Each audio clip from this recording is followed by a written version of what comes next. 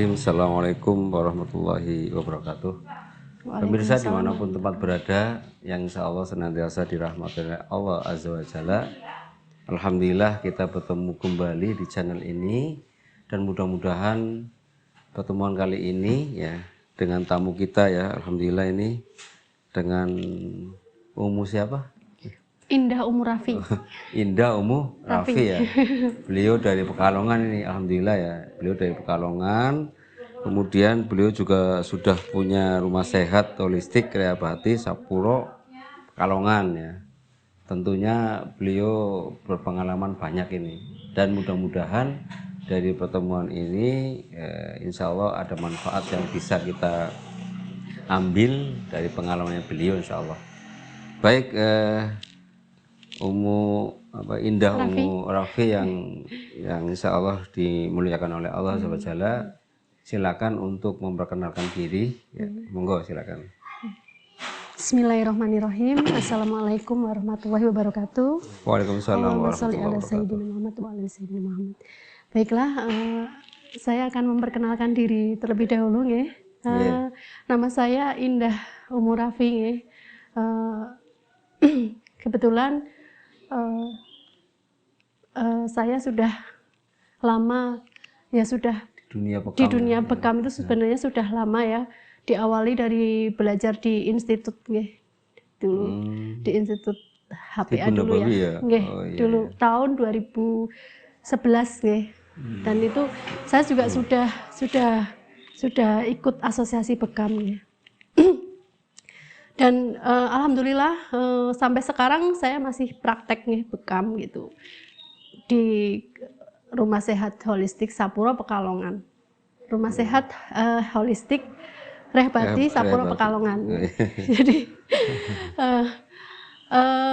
motivasi napa Pak Diki? Iya, jadi bagaimana motivasi Indah Umu Rafi ini? Kan ini sudah berlangsung 2 hari ini ya. Pelatihan di LKP Lebah Mas, pelatihan di LKP Lebah Mas yang tentunya alhamdulillah LKP Lebah Mas ini sudah bermitra dengan Perkumpulan Bekam Indonesia, kan itu. Nah dari 2 hari itu kan saya dengar juga nyenengan ya, ini Indah Umu Rafi ini beliau sudah mengikuti bekam nasional ya. Jadi ikut ujian standarisasi nasional pada waktu itu 2011. Beliau itu mengikuti ujian di Solo ya. Di Jakarta. Di Jakarta. Oh ya, di DKI ikutnya. Di DKI. Tapi suami yang di Solo ya. Nah, tentunya pada waktu itu masih namanya ABI kan. Karena PBI itu berubah nama PBI itu setelah tanggal 1 Juni 2015. Nah, tapi gimana ini motivasinya padahal sudah mengikuti ujian standarisasi nasional pada tahun 2011. Nah ini ikut pelatihan bekam berhologram. Tentunya beliau kan mau mengupgrade ilmu tentang bekam dan ada alasan yang kuat. Nah silakan bagaimana motivasinya, sekalian dilanjut bagaimana kesannya setelah mengikuti pola keilmuan SOP PBI yang terkini.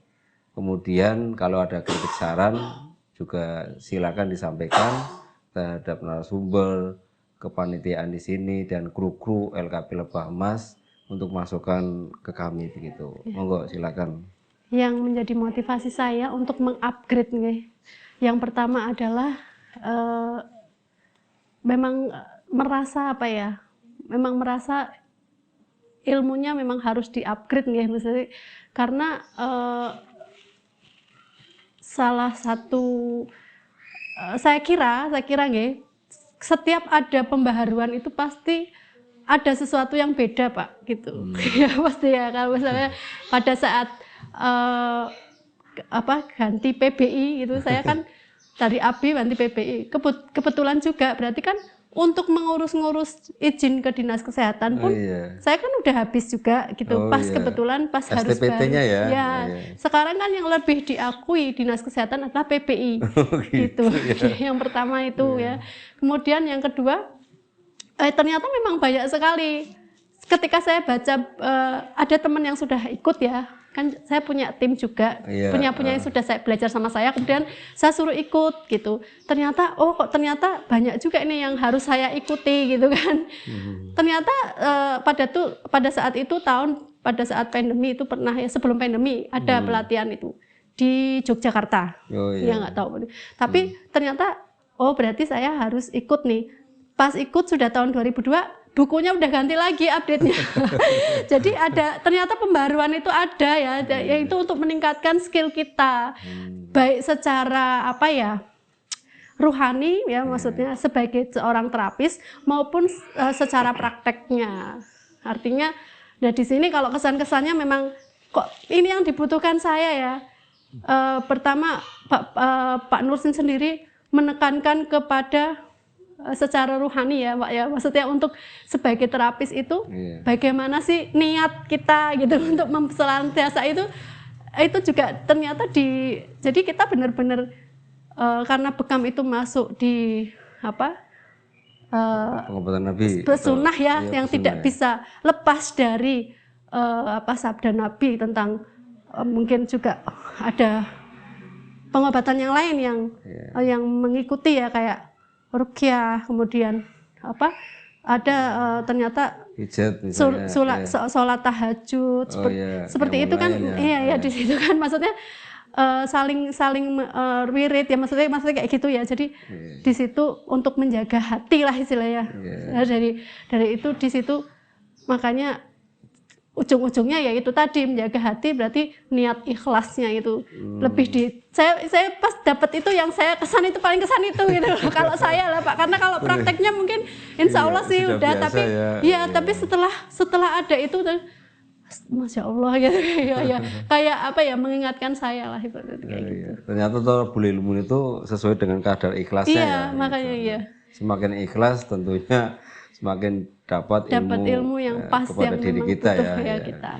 Masya Allah, dan yang kedua memang saya sudah lama menjadi agen daripada inti Anahel, dari Anahel ya, maksudnya untuk konsumsi untuk herbal untuk pasien-pasien ya.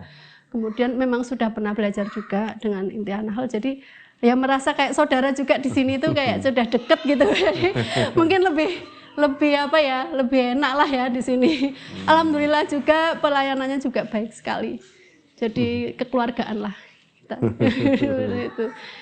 Ya ini sangat saya rasa ini sangat dibutuhkan untuk semua untuk upgrade ilmu ya.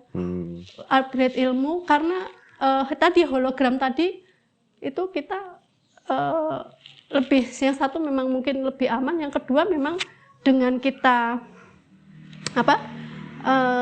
secara SOP SOP yang PBI itu, maka akan mengangkat derajat sunnah bekam sendiri gitu.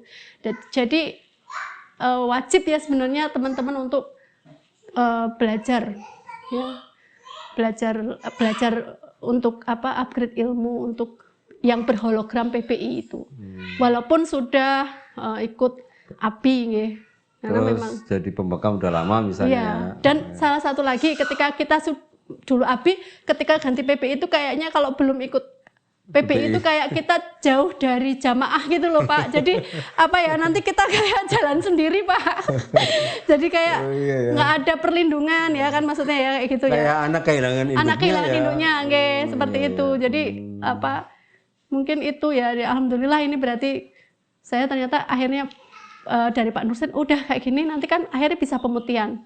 Karena sebenarnya sudah tahu sih, dikasih tahu sama Pak Ali Rahman ya dulu, kalau jenengan tuh pemutihan bisa, tapi harus punya hologram, tetap harus punya hologram gitu, yang ijazah yang berhologram PBI kayak gitu, baru pemutihan kayak gitu. Seperti itu. Nah ini aturan terbaru juga kan ada anggota ini muda dan anggota biasa. Nah anggota muda itu semua yang sudah mengikuti pelatihan bekam sunnah berhologram PBI itu sudah masuk anggota muda. Kemudian anggota yang biasa itu adalah yang sudah mengikuti uji standarisasi nasional. Oh iya. Itu ya. Jadi ada nama itu di ADAT itu sudah disebut begitu. Oh gitu. Jadi intinya PBI itu memandang bahwa secara keilmuan ketika terapis bekam itu sudah mengikuti pelatihan berhologram PBI, berarti secara standar operasional prosedurnya dia sudah kuasai. Hanya saja belum mengikuti standarisasi nasional itu. Ya, artinya untuk bekamnya kan sudah standar. Hanya diakui secara nasional kan syaratnya harus mengikuti uji standarisasi nasional. Ujian uji standarisasi bekam nasional kan itu. Bedanya ya itu, tapi kan secara keilmuan sudah ini ya sesuai ya. Oh gitu. Itu mengikut ke ADAT. Gitu. Oh sekarang udah ada. Makanya ya yang abi-abi yang sudah lama kemudian dia bersembunyi, tidak mau jadi permukaan ya hendaknya hendaknya itu mengupgrade dengan mengikuti bekam berhologram PBI kan itu. Jenengan juga merasakan kan ternyata dulu yang ABI itu untuk standar secara nasional itu sekarang sudah ada persamaan kan karena melalui pelatihan yang jelas dan LKP yang sudah bermitra. Kalau dulu kan ada sertifikat bekam sudah bisa mengikuti standarisasi nasional, ya kan? Jadi beda-beda kan itu. Yang penting ikut lolos ya berbagai pola ya, pola bekam yang berbeda-beda. Nah sekarang alhamdulillah dengan LKP mitra PBI yang sudah ditunjuk dan semuanya pengajarnya juga para pendidik, ya, para pendidik khusus bekam yang sudah dapat SK-nya dari PBI kan itu artinya semua standar secara internasional lah. Kenapa internasional? Karena di Hong Kong sendiri kan ada DPD Hong Kong. Oh, Masya Allah. Di luar Indonesia kan itu namanya DPD. Begitu. Berikutnya adalah ya, tentunya ada pengalaman-pengalaman selama Indah Umi Rafi ini berkecimpung di dunia bekam ya. Sejak mengikuti uji standarisasi nasional pada waktu itu namanya masih ABI kan ada berbagai pengalaman nih. Nah monggo silakan untuk berbagi pengalaman penyakit yang unik ini lah. Penyakit yang unik. Iya monggo silakan cerita. Yang pertama ini saya tambahin lagi Pak ya yang tadi dulu ya. Jadi kita tuh butuh legalitas juga sih Pak ya. Jadi legalitas itu kan supaya yang lebih diakui lagi masyarakat ya. Kemudian belajarnya juga di Lebak Emas ini juga legal ya. Jadi sebenarnya gitu ya. Untuk pengalaman saya ketika saya neraping ya yang unik-unik itu ada ya banyak ya ini yang 3 aja yang agak yang nggak umum buat terapis nggak biasanya kan paling ya ini yang pertama untuk sakit kulit nggih. Kalau sakit kulit pengalaman saya nggih sakit kulit itu bisa sembuh insya Allah ya diwasilah dengan bekam itu ada mungkin beberapa kalau sakit kulit itu malah tambah tidak boleh dibekam gitu. Tapi kondisi-kondisi tertentu nih. Tapi ternyata kalau kondisinya memang leukositnya tinggi, kemudian ada mungkin kalau di sindrom itu terlalu lembab nih, terlalu lembab banget. Itu yang ada nanahnya itu memang kadang di tempat sayatan atau tusukan itu akan keluar juga nanah kayak gitu. Makanya itu yang tidak boleh. Tapi banyak juga yang sembuh. Contohnya juga sakit panu aja bisa sembuh karena ternyata cuman kondisinya mungkin tidak terlalu lembab dan tidak terlalu kering gitu. Jadi tengah-tengah. Ya tengah-tengah itu mungkin itu sangat bagus untuk dibekam karena memang pengalaman banyak yang sembuh juga kayak misalnya kadas tapi nggak terlalu kering. Kayak luka gatel tapi nggak terlalu kering, nggak terlalu jenis kudis apa ya? Ya kudis tapi nggak terlalu itu juga bisa. Kemudian panu ya ada beberapa juga teman yang sembuh kayak gitu ya. Kemudian itu yang sakit kulit ternyata. Yang kedua ada lagi karena ini ya karena kebetulan suami saya itu perukyah nggih, perukyah. Jadi kadang kan ngadepi penyakit-penyakit yang kayak apa orang yang blank atau ada gangguan jiwa yang apa ya, yang blank yang blank sampai ndelongop aja nggak bisa diajak komunikasi. Berbengong ya. Itu pun di rukyah itu ternyata di rukyah aja nggak bisa karena bengong aja ya, maksudnya kayak nggak fokus gitu, nggak fokus ya. Itu ternyata ya sambil di taskiyah itu apa kolbunya diajak omong ternyata masih dengar, itu ternyata lebih maksimal juga dibekam sambil dirukyah. Jadi tiba-tiba ketika dirukyah itu kayak reaksi gitu, langsung yang kayak mau ngamuk, terus kayak baru reaksi di situ. Nah ketika baru reaksi terus tiba-tiba diukhruj gitu, mau mengeluarkan yang menyumbat itu apa detoksifikasi ya. Kalau sebenarnya rukyah itu sama juga detoksifikasi si lendir-lendirnya itu. Itu ternyata bisa dibantu dengan bekam juga, tapi ya jangan terlalu banyak-banyak. Kalau pas nggak ada dan harus ada yang megangi. Ketika orang gila itu apa orang yang blank atau gimana itu dibekam gitu. Itu titiknya apa itu waktu itu? Titik sunah aja Pak. Titik sunah ya. Titik kahil, terus apa katifen, leher. Leher, muhisnya ada nggak? Ada, sebenarnya ada, tapi kan nggak sekalian ya maksudnya waktu itu. Tahap ya. Ya memang seharusnya pokoknya juga muhid sih, ya karena di situ. Terus pengalaman yang lain? Bertahap. Ya. Yang nyeri pinggang katanya itu? Oh iya. Yang sakit pinggang. Ada juga. Ya ini masya Allah ya. Sakitnya itu pinggang, tapi dibekam satu titik muhid bisa ikut sembuh. Karena ada pusing juga, jadi keluhan utama saya kan sakit pinggangnya itu keluhan tambahan, keluhan utama pusing yang sering tiap hari wes pokoknya. Terus tak bekam kok pinggangnya ikut sembuh katanya. Itu. Tapi ternyata ketika di sini kemarin Pak Nursin memberikan pembelajaran, ternyata titik muhid itu memang bisa untuk area prolaps ya. Dan memang kalau di dalam hadisnya untuk 100 jenis penyakit iya. Mungkin pinggang itu juga dari prolap juga bisa turunnya dari prolap terus ngefek ke situ, walau alam sih. Ataupun sihir ya mungkin pinggangnya bisa juga. Yang umum itu ada ini gangguan sihir juga salah satunya titiknya itu ya. Di pelajaran di PBI gitu. Oh iya. Di PBI umum itu. Terus ada yang lain? Udah cukup itu ya. Cukup itu, Masya Allah ya. Ini satu titik ya. Umumi saja ternyata sakit pinggang bisa ini ikut sembuh ya. Ini memang salah satu keajaiban dari Allah Subhanahu wa Ta'ala. Oke, baik. Berikutnya adalah pesan ya.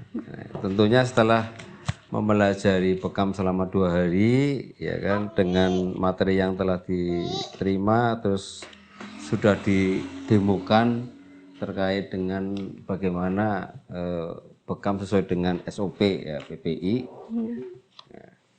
Itu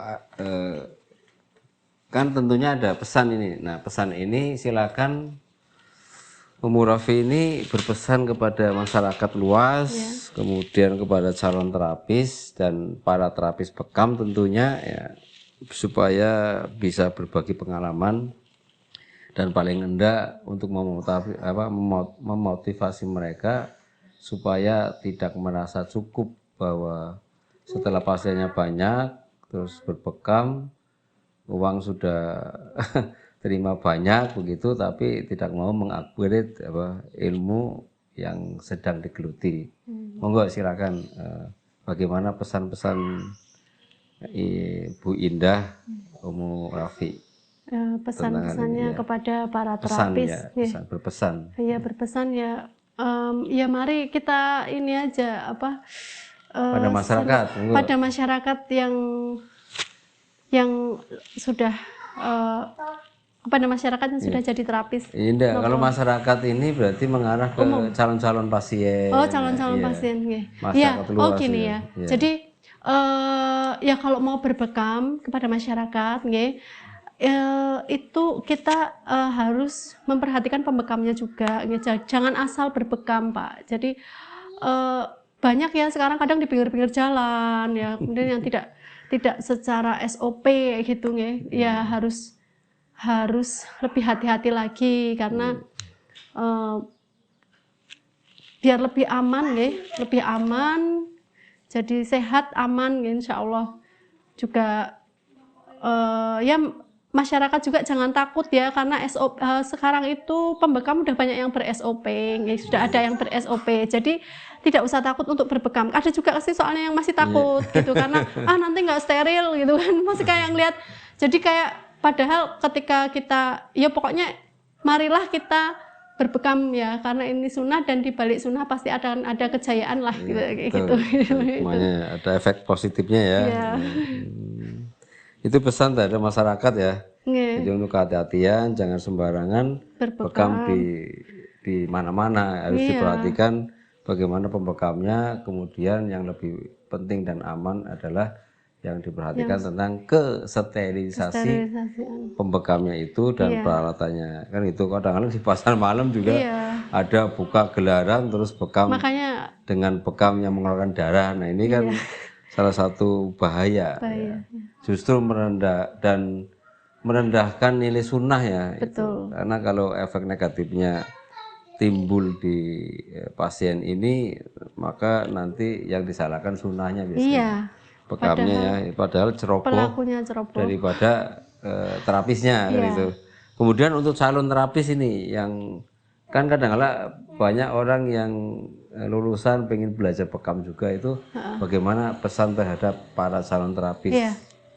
Kepada calon terapis ya, yang sudah, jangan takut ya untuk ikut-ikut mengamalkan ya, kita mengambil bagian sebagai terapis ya, karena insya Allah ya kita bisa belajar, ini bisa ada LKP Lebah Emas yang ada di Jalan Wadas Kelir RT 01 RW 07 Purwokerto jadi ini insya Allah sebenarnya nanti kita diawali dari bekam, karena bekam sendiri yang sudah artinya sudah apa ya, diakui oleh Dinas Kesehatan dari PPI itu ya kan. Kemudian kita nanti juga di sini itu bisa belajar banyak sih, seperti saya dulu yang pertama kita pegang bekam dulu deh yang gampang, tapi diakui kesehatan, nanti kita bikin izin ke Dinas Kesehatan, baru kita mau belajar yang lain tuh insya Allah sih. Di sini juga banyak sih, semua holistik nih Pak ya. Di sini ada semua ternyata insya Allah. Terus pesan terhadap terapis ini yang lama tidak mau upgrade gitu, dengan menikmati hasil daripada terapi bekamnya itu gimana ya? Pesan khusus untuk yang sudah jadi terapis. Ya itu tadi, pokoknya sebenarnya ketika kita ada pembaharuan itu pasti sebenarnya ada upgrade ilmu gitu loh. Nanti jangan sampai kita akhirnya ketinggalan. Ketinggalan ya akhirnya ya, karena kalau saya sendiri sih Pak ya, saya kalau memang diberi kemampuan tuh saya seneng gitu dengan sesuatu yang ada upgrade, ada pembaharuan, berarti kita harus ngikutin kayak gitu. Ya kita harus ngikuti itu untuk keamanan kita juga, untuk apa ya, legalitas kita juga gitu, dalam membekam. Jadi harus diutamakan itu kita, mumpung sekarang kan, kalau kemarin-kemarin waktu pandemi kan pelatihan gini kayaknya gimana hampir nggak ada lah. Ini udah mulai dan orang-orang yang sakit juga udah mulai mau pada bekam gitu. Jadi mari kita benar-benar perhatikan lah untuk upgrade keilmuan dan legalitas gitu, seperti itu. Baik. Nah berikutnya, tentunya pemirsa dimanapun tempat berada, terutama di Pantura ya. Pantura itu ya sepanjang Pantura. Iya, Pantura. Nah beliau ya Indah Ummu Rafi ya. Indah Ummu Rafi, maksudnya ibunya namanya Rafi. Indah, ibunya Rafi. Nama aslinya Indah. Diropel ya. Diropel aja. Nah, salah satu ndak ya. Indah Ummu Rafi. Nah beliau kan domisili di Pekalongan, maka pemirsa yang di sekitar Pekalongan dan sekitarnya ya, itu tentunya yang menyaksikan channel ini ya terutama masyarakat Pekalongan dan sekitarnya kan andai kata pengen berbekam ya, kan pengen mengetahui tempat praktek dan HP-nya ya. Nah monggo silakan disampaikan nama kliniknya atau Gria Sehat, kemudian alamatnya ya, dan nomor HP-nya diulang ya, nomor HP-nya diulang supaya ya tidak terlalu cepat sehingga ya, bisa ada kesempatan untuk dicatat ya. Monggo silakan. Ya, monggo untuk area Pantura ya, karena saya domisili di Pekalongan ya, Pekalongan Kota. Jadi di tempat saya juga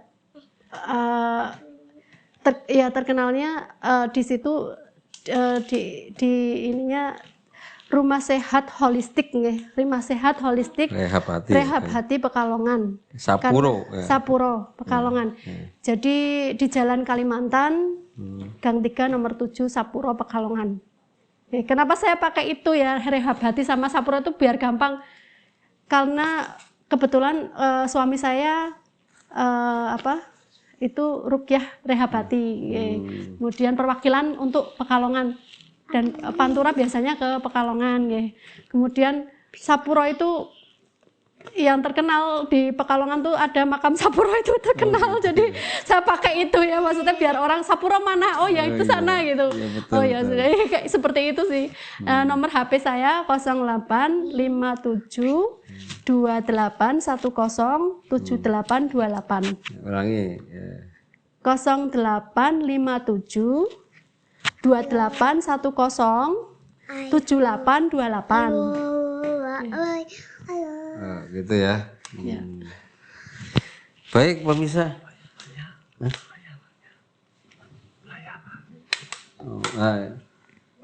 Tentunya layanannya kan tidak bekam saja ya, bekam rukyah ya itu. Terus yang lain ya silakan. Holistik, jadi ada tergantung diagnosanya ya. Jadi ada juga kita terapi lintah, kemudian ada akupuntur, akupresur.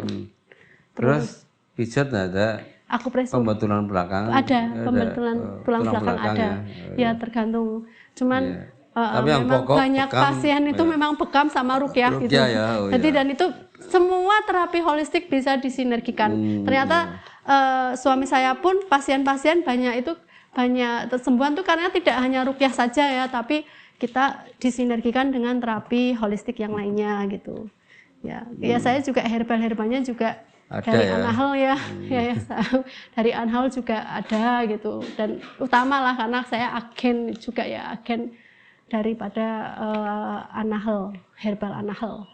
Oh gitu. Nah, demikian ya para pemirsa, Indah Umurafi ini ternyata Gria Sehatnya itu banyak berbagai macam teknik terapi ya. Tadi sudah disampaikan.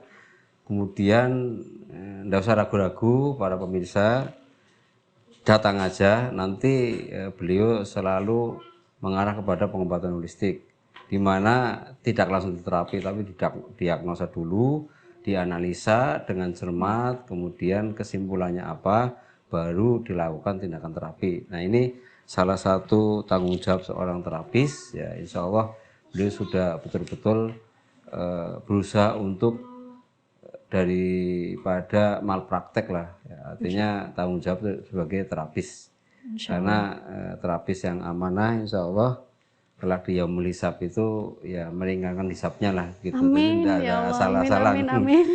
Demikian ya para pemirsa ya, pada pertemuan ini di channel ini mudah-mudahan manfaat dan bisa dijadikan sebuah pelajaran yang tentunya bisa diikuti ya ketika ada keluhan-keluhan seperti tadi ya, pinggang sakit ya, ternyata alhamdulillah unik ya, dengan satu titik aja ada yang mengalami sebuah kesembuhan. Kemudian yang bengong kayak orang gila ternyata tidak cukup dirukyah, dikombinasi dengan bekam, biidznillah juga sembuh. Kemudian penyakit kulit seperti panu, kudis dan seterusnya ternyata ya kan ada ini teknik terapi khusus untuk kulit juga dengan bekam, biidznillah juga sembuh. Tentunya alangkah baiknya Ya. Kalau bagi penyakit kulit ini punya alat kop sendiri. Oh iya, gitu. Iya. Itu akan lebih baik insya Allah. Demikian yang bisa disampaikan, kurang lebihnya mohon maaf. Ya. Wallahu a'lam bishawab. Assalamualaikum warahmatullahi wabarakatuh.